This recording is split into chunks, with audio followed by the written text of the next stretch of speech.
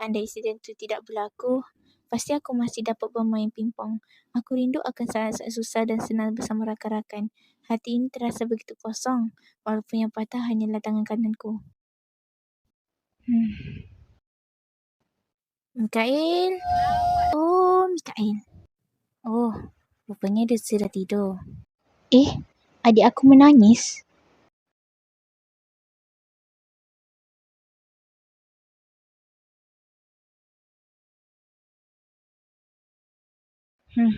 Rasa seputus asa dalam dirinya. Jelas sekali itulah punca dia berasa begini. Tidak mengapa, aku akan memusnahkan rasa itu dan menanam semula semangat baru dalam diri adikku.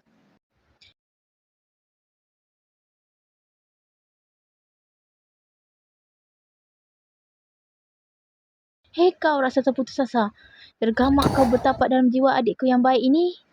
Marilah kita bertanding pingpong di sini. Buktikan kepadaku bahawa kau benar-benar layak berada di tempat ini.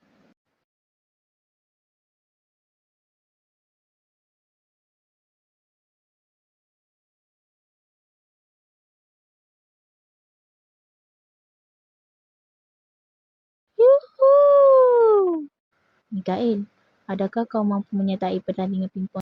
Tidak salahnya jika aku menggunakan tangan kiri, bukan?